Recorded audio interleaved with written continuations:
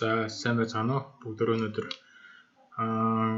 курстэй хэрхэн хүсэлтэд илгээх вэ? Хичээлээ яаж үзэх вэ гэдэг зааварчилгааг өгье. За эхний хэлжинд бүгдөө хичээл рүү хүсэлтэд илгээцгээе.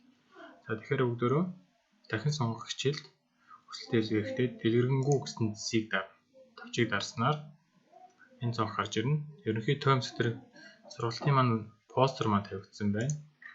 Сургалтын хөтөлбөр төр ямар хичээлийг заавал судлах ёстой юм? Сонгож ямар ч сонгож судлах боломжтой гэдгийг харагдаж байна. Багш нар ямар багш нар энэ хичээлийг орсон бэ гэдгийг харагдаж байна тий. За бүгд хүсэлтийг илгээе.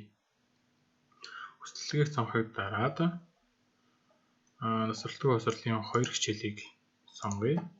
За дараах явуулаа. За би нэг хувь хүнээр бүгдөө байгуулах. Би parent авах хэлбэр нь байгуул олон хувь хүнээр авч болох нэ. За би нэг хувь хүнээр гэдгийг сонгоод ажилтг байгууллагын нэрийг бичлээ.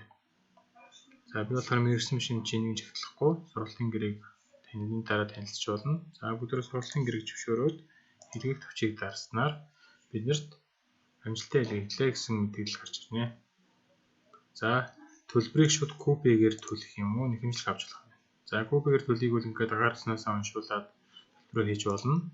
Айгуул нэхэмжлэгээ авч болох нэ. За ингэснээр нэхэмжлэх маань PDF хэлбэрээр ингээд биднэрт харагдаж байна. За энийг хэвлэж авч болно, хадгалж болно. За ингээд амжилттай илгээсэн байна. За баярлалаа.